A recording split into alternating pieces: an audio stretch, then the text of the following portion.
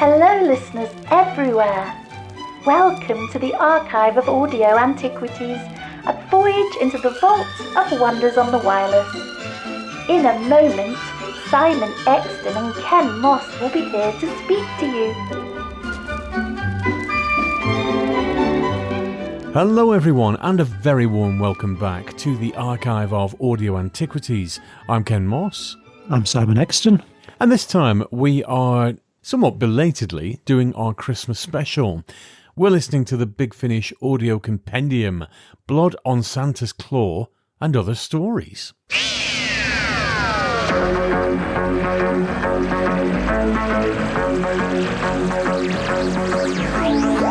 This was a release comprised of 4 one-part stories, ostensibly, released on CD in December 2019 and written by Nev Fountain, among others. And this will probably hit about June, the way things go. Now, you know that's not true. Sorry, August.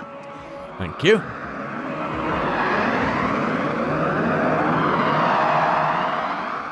Someone's killed Father Christmas.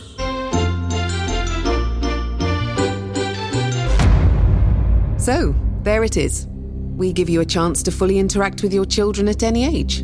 Toddler, preschool, teenager. Where I come from, we call them designer babies. Well, exactly.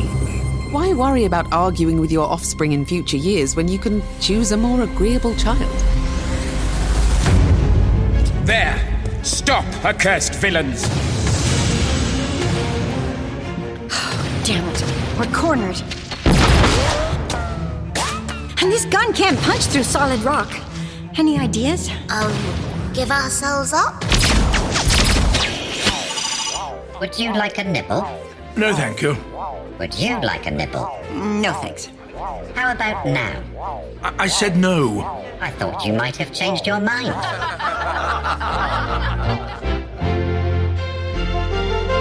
And you are? I am the Lord. Really? And what are you the Lord of? Practically nothing. How extremely interesting.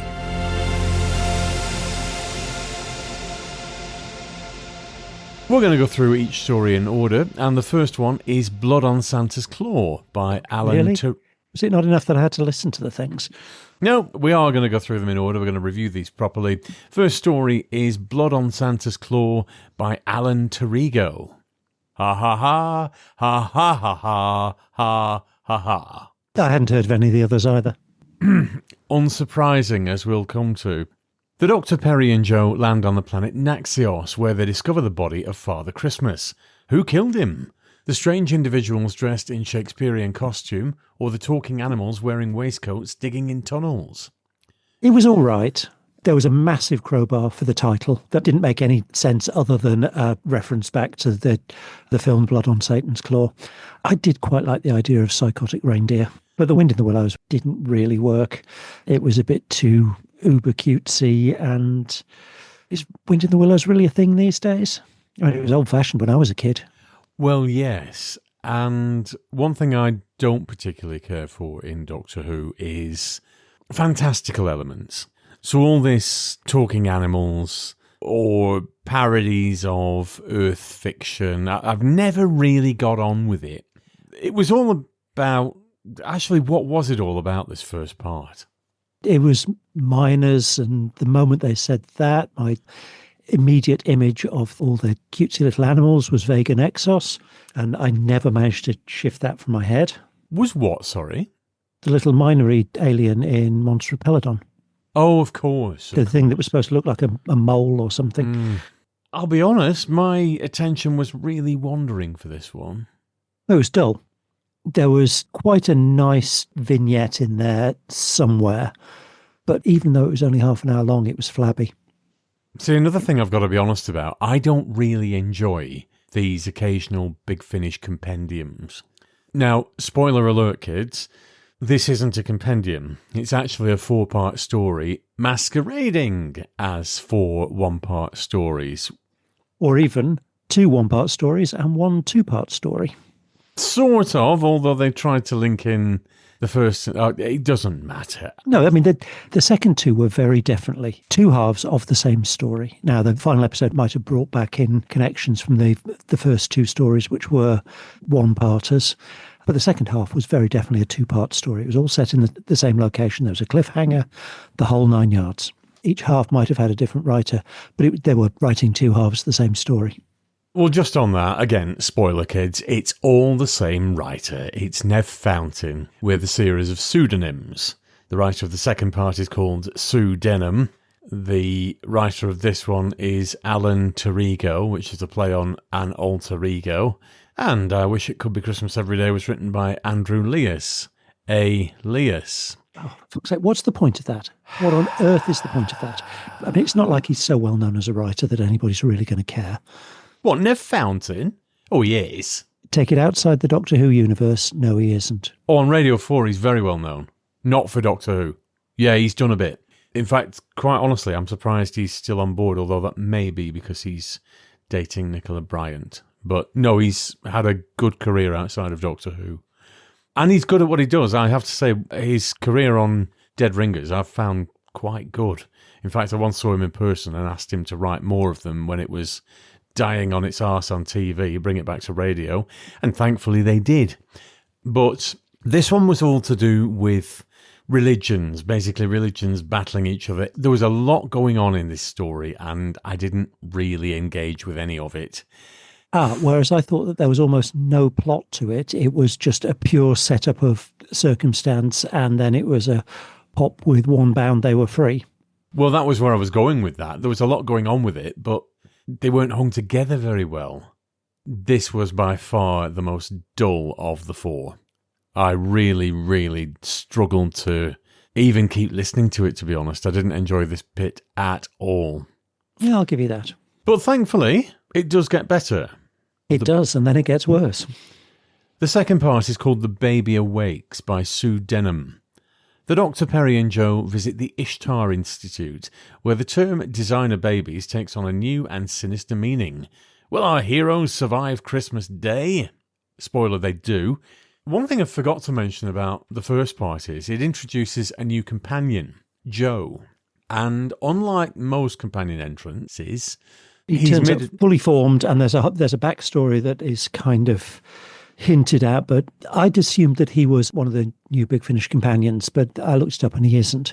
No, it's explained in the first part that they pick him up in 1985.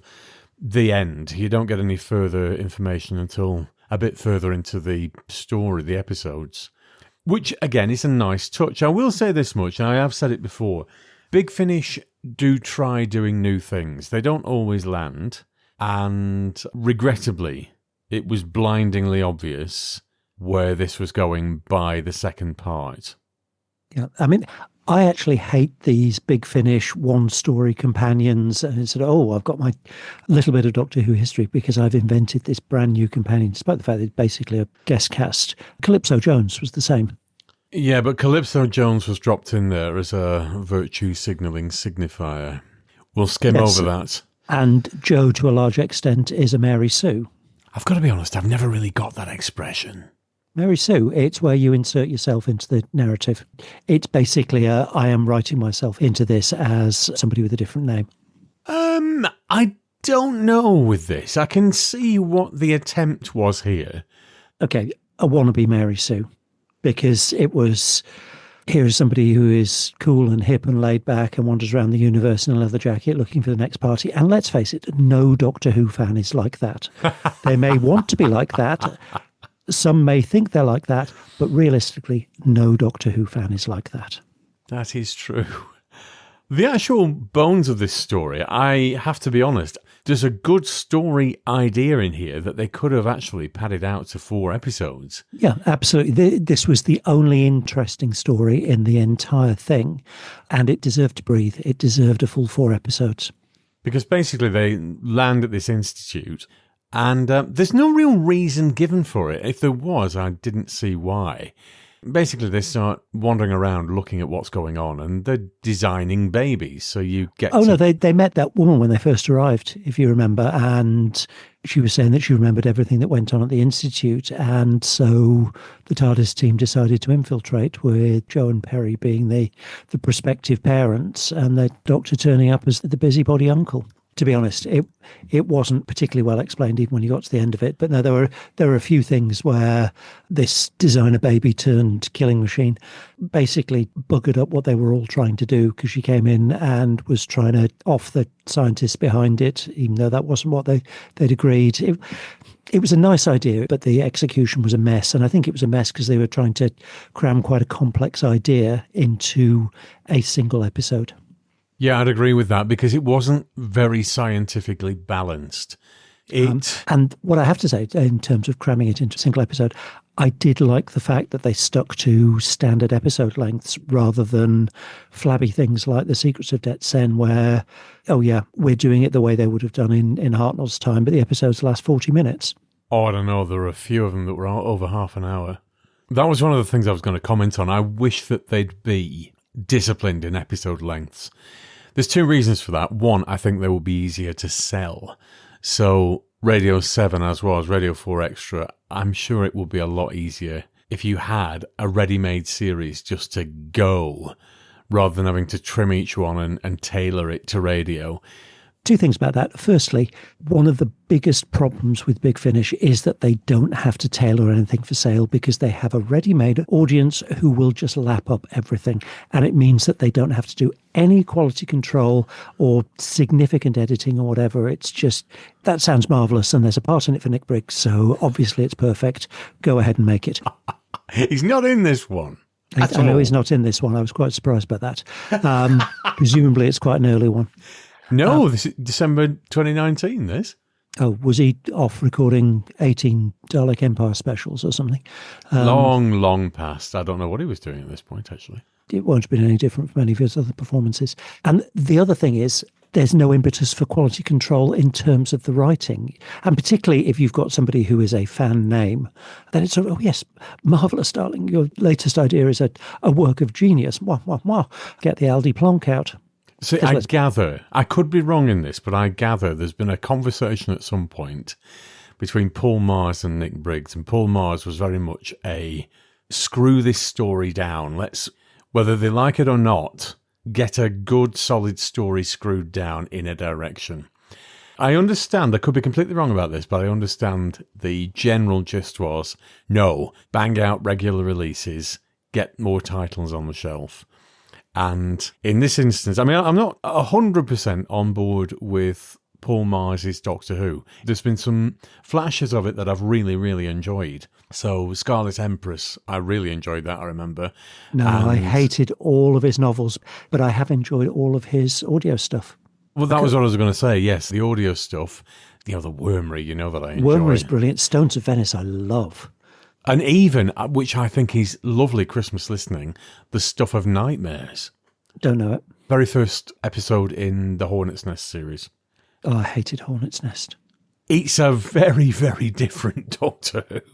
I think a lot of it's down to Richard Franklin's narration, which was beautiful, and it always was in everything he did. Got to give him that. He had a voice for audio.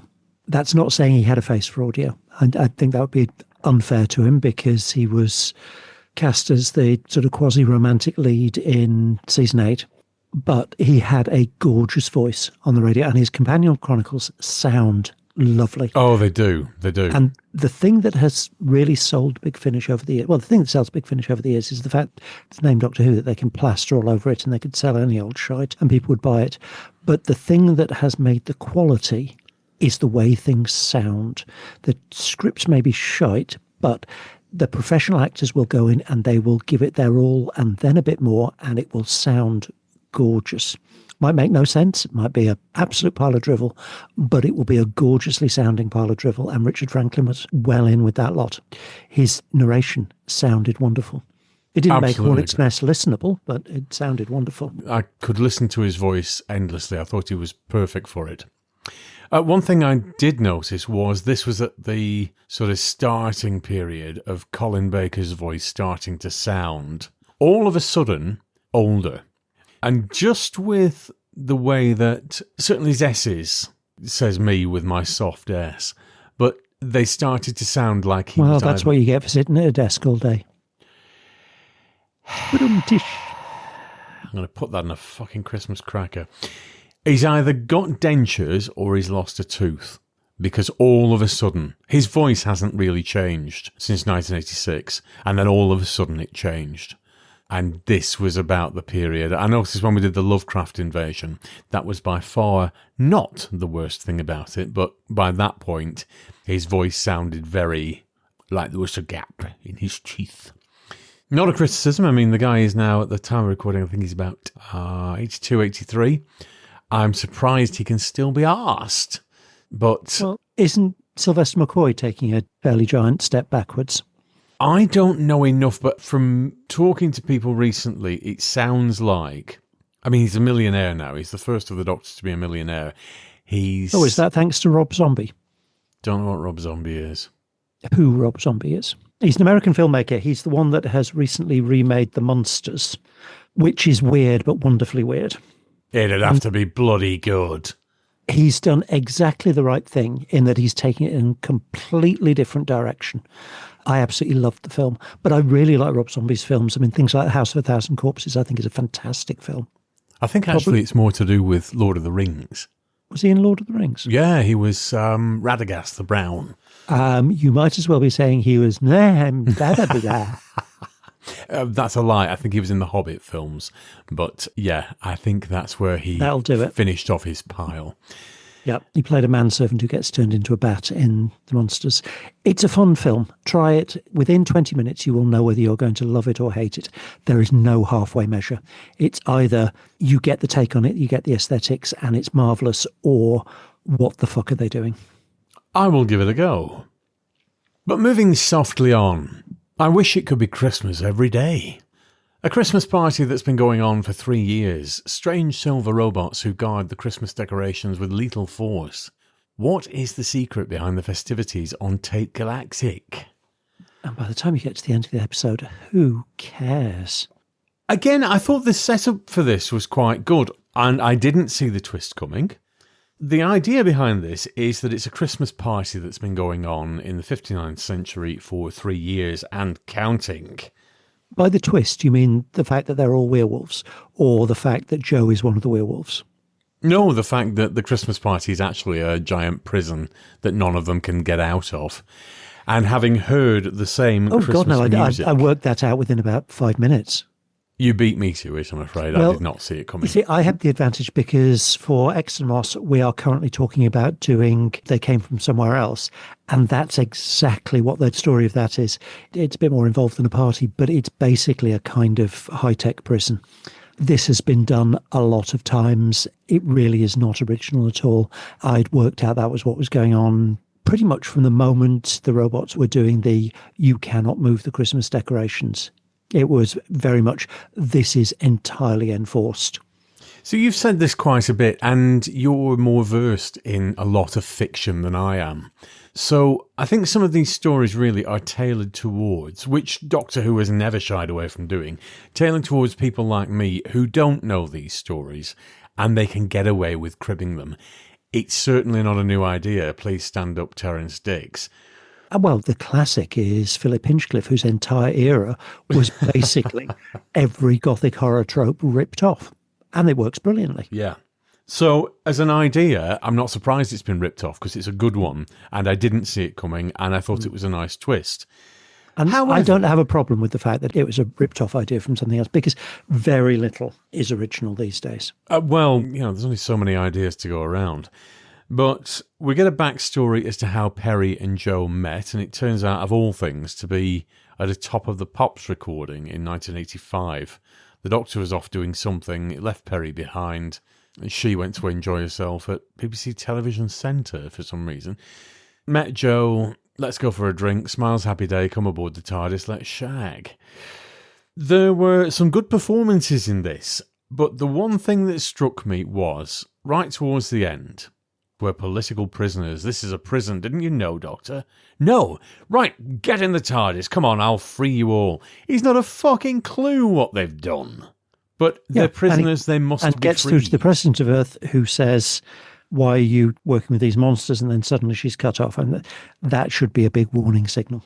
But it ain't. So Q, come on everybody, get on this rocket, I'll take you to the moon. What? This is a double cross, you're all werewolves, Q end credits and scene. The Doctor's always been on the side of the underdog, but at least find out what they're fucking doing first. Yeah, and the whole werewolves are a Gallifreyan invention and we rebelled and stuff. Not only is grabbing hold of a massive piece of fiction history, full stop, in terms of these are werewolves and these are the only possible werewolves and my werewolves are the bestest werewolves ever. So there.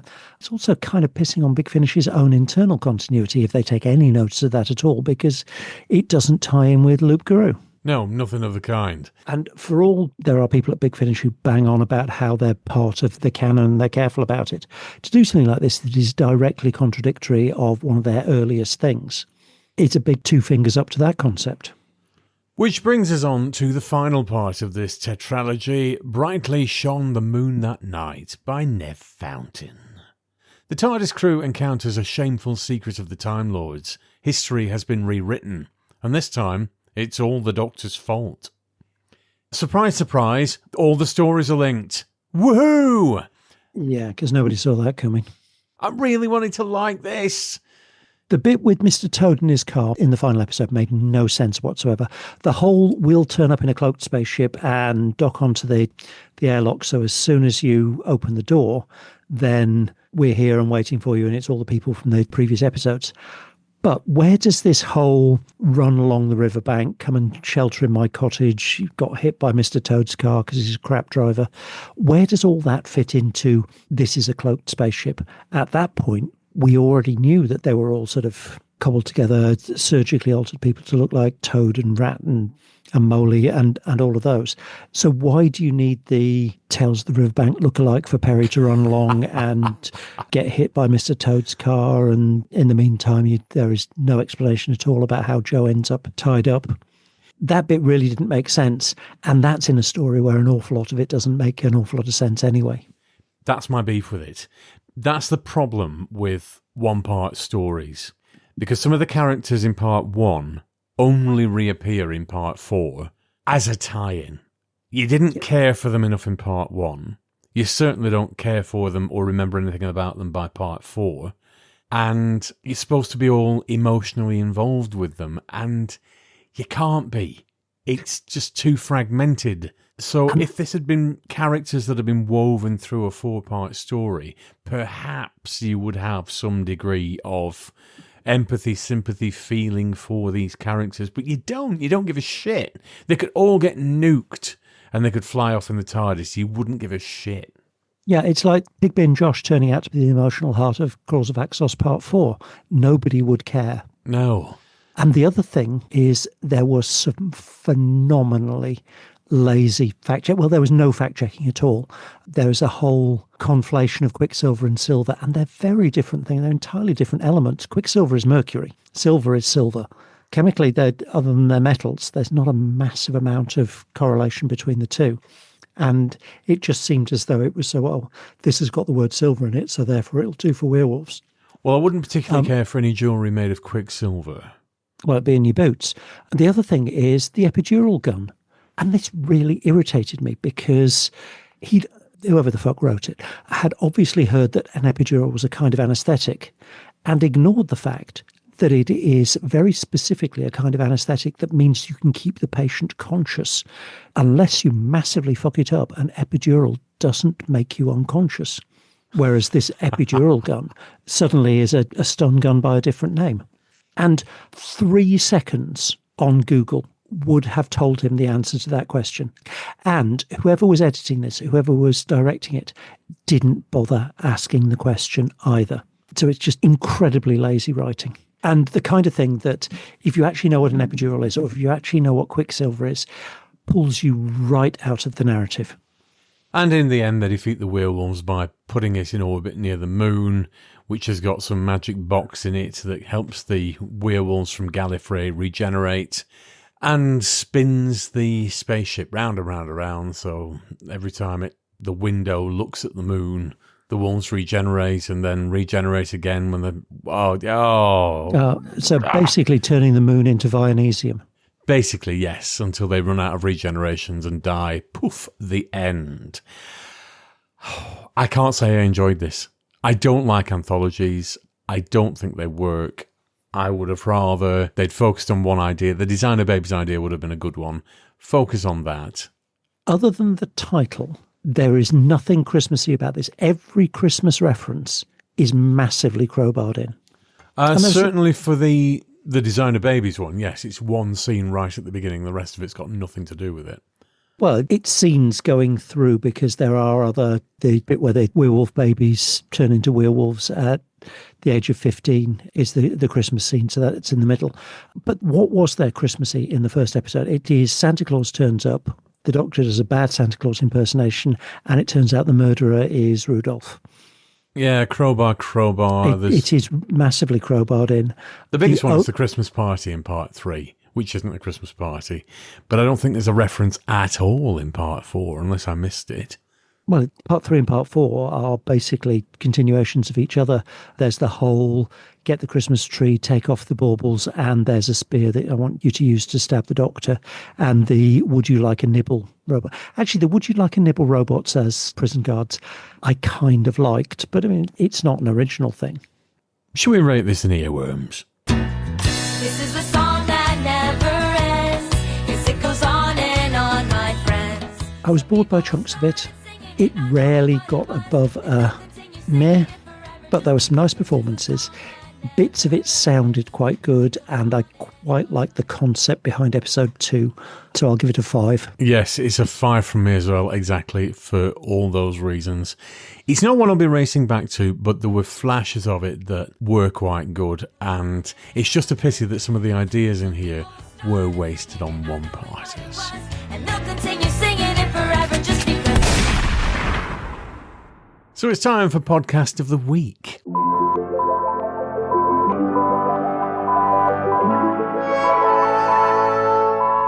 Dr. Exton, what have you got for us this time? Right. Podcast of the Week is a reimagining of a podcast that we've recommended before. Now, Paul Cornell and Elizabeth Miles did a wonderful podcast called Hammer House Podcast, where they went through every film by the Hammer Studio in order and did episodes on them. Well, they've come to the end of the Hammer films, so they've retooled it as Telefantasy Time Jump.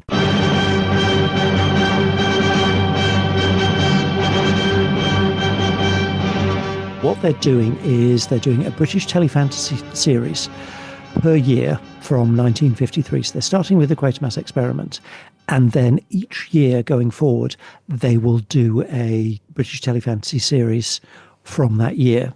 They've only released one episode. Can't wait to see what they're doing for 1954.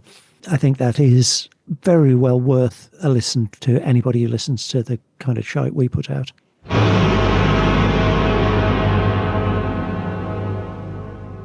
And on that note, boys and girls, it is time for us to wave goodbye. Next time, we will be doing The Sirens of Time Redux. And we have Joe Ford and Mark Rawlins on board for that one. Fantastic. Woohoo! Even for Sirens of Time, Dr. Exton? No. Talking to Joe and Mark is woohoo. Making me listen to The Sirens of Time twice, you will pay. Mm-hmm. Until next time, boys and girls, thanks for listening as always. Ta-ta. Bye now. The Archive of Audio Antiquities featured Simon Exton and Ken Moss, and the announcer was Jenny at Blue Box 99.